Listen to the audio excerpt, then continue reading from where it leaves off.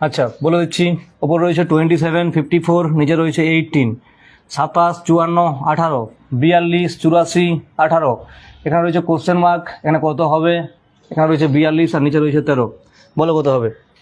Option দিয়ে দিচ্ছি, 25, 26, 27 নাকি 28? চলো চটপট করো, চটপট করো।